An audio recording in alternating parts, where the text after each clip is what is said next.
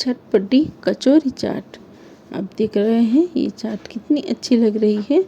ये है ड्राई कचौरी की चाट। तो आज हम बनाएंगे ये ड्राई कचौरी।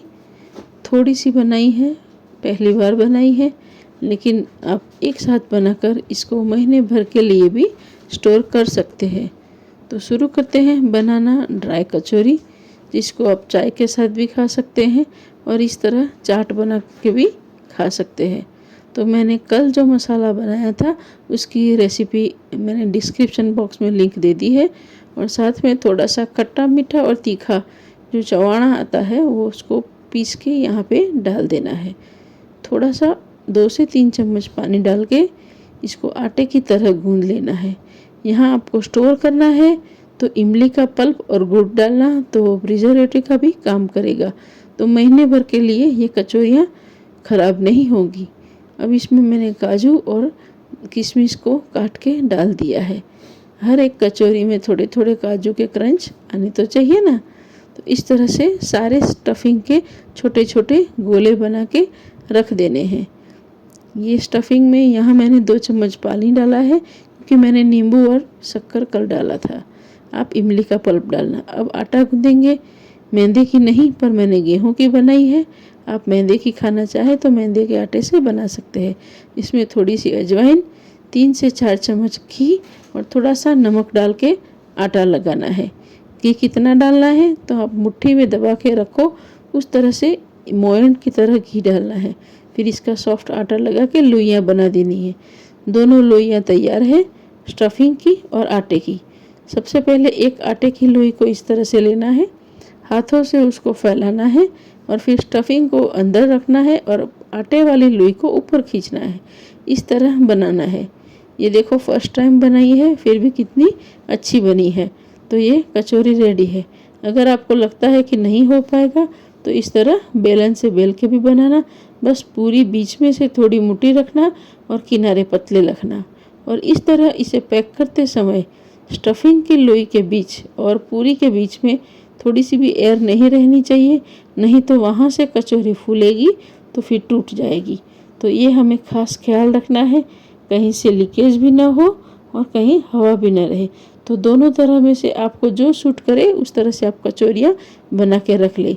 तेल गरम करने रख दिया था, तो अभी तेल भी हो गया है। तो सबसे पहले हाई फ्लेम पे हमें उसमें कचौरी डालनी है। एक बार सारी कचौरी डल जाए फिर गैस की लो को हमें मीडियम कर देना है और फिर धीमी आंच पे इसे पकाना है। बिल्कुल इसके फास्ट नहीं करना है, बिल्कुल धीरे आंच पे पकाना है। देखो यहाँ गोल्डन ब्राउन जितना हो गया है। अब आप सोचे कि हम ज़्यादा कचौरियाँ बनाने बैठे हैं तो आधी पक जाए फिर उसको निकाल देना, ताकि बाकी की कचौरियाँ सूख न जाए। फिर सारी कचौरियाँ एक बार तलने के बाद दूसरी बार उसको फिर से तलने के और डार्क ब्राउन जितना कर लेना है। तो आप महीने भर के लिए भी इसे रख सकते हैं। यहाँ कचौरी आप देख रहे हैं ऊपर से कितनी अच्छी से तैयार हो गई है। आप कढ़ाई में जितनी हो सके उतनी ही डालना। ज़्यादा कचौरी डालेंगे तो कुछ कच्ची रह जाएगी, इसीलिए छोटी कढ़ाई है तो 4 से 5 और बड़ी है तो 7 से 8 कचौरी डाल के इसे तल लेना है। यहाँ कचौरी जब तक गर्म है आपको थोड़ी सी सॉफ्ट लगेगी, लेकिन जैसे ठंडी होगी तो ये क्रिस्पी हो जाएगी। तो यहाँ कचौरियाँ रेडी है। अब इसकी चटनी बनाते हैं। अगर आपको खजूर और इमली भिगो के रखने का टाइम नहीं मिला है तो ये आज बताते हैं इंस्टेंट चटनी, खट्टी मीठी, जैसे इंदौरी चाट में आती है ना कचौरी चाट में, वैसी। तो 2 से 3 चम्मच गुड़ डालना है। 2 चम्मच यहाँ आमचूर का पाउडर डाला है। फिर थोड़ा सा नमक स्वाद अनुसार आपको डालना है। यहाँ मैंने 1 चम्मच नमक डाला है। और फिर मिर्ची डालनी है, लाल मिर्च। तीखी वाली मिर्च है तो कम डालना, और कश्मीरी मिर्च थोड़ी सी डालना जिससे कलर अच्छा है। 2 चम्मच पानी मिला के इसको पीस लेना है। पहली बार में ज़्यादा पानी नहीं डालना है। एक बार सारी चीज़ें पीस जाने के बाद आप पानी मिला सकते हैं। दिख रहे हैं ना, बाज़ार से लाते हैं वैसी ही चटनी। तो हमारी खट्टी मीठी वाली चटनी रेडी है। फिर अब बनाएंगे तीखी वाली चटनी, हरी चटनी जो हर तरह के चाट और सैंडविच में बनती है। तो फिर वो चटनी बनाएंगे। यहाँ हमने सबसे पहले जो चने आते हैं मसाले वाले वो ले लिए हैं, रोस्टेड चने हैं, उसमें पुदीना डाला है, धनिया के पत्ते डाले हैं, 3 से 4 हरी मिर्च डाली है, थोड़ा सा नमक, यहाँ बर्फ़ डालना होता है लेकिन मैंने ठंडा पानी डाला है, 2 शक्कर के टुकड़े डाले हैं और नींबू का रस, 1 नींबू का रस डाला है। इसको पीस लिया है। पहले एक बार दरदरा पीसना है, फिर सारी चीज़ें पीस जाए, फिर 2 से 3 चम्मच पानी डाल के उसको फिर एक बार पीस लेना है। तो ये हरी वाली चटनी भी रेडी है। चटनी बनाने के बाद हम इसको कचौरी को सर्व करेंगे। तो सबसे पहले हम कचौरी लेंगे। कचौड़ी को इस तरह तोड़ के बीच में से प्लेट में रख देना है। आप देख सकते हैं मैंने 2 कचौड़ियों को यहाँ खोल के रखा है। अब इसके ऊपर हम चटनी डालेंगे। सबसे पहले हमने जो आमचूर वाली चटनी बनाई है वो डालनी है।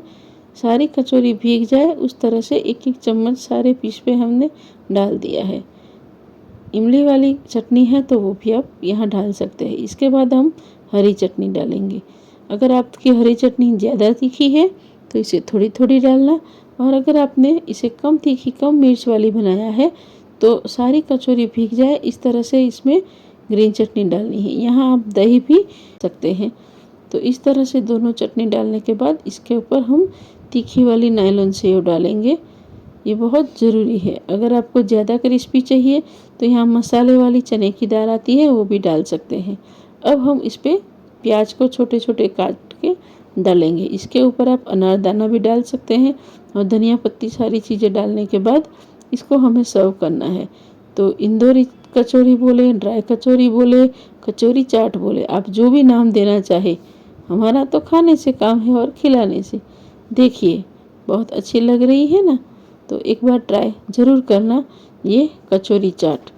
यहाँ हमने डिनर में बनाई है तो ऐसे बना सकते हैं, और किसी को सारी चटनी वगैरह नहीं चाहिए तो सिर्फ चाय के साथ भी इसे परोस सकते हैं। तो कचौरी वाली चाट या चाय और कचौरी रेडी है। तो आप इसे ज़रूर खाएं, सबको खिलाएं, और ये रेसिपी कैसी लगी ज़रूर बताएं, कमेंट करें।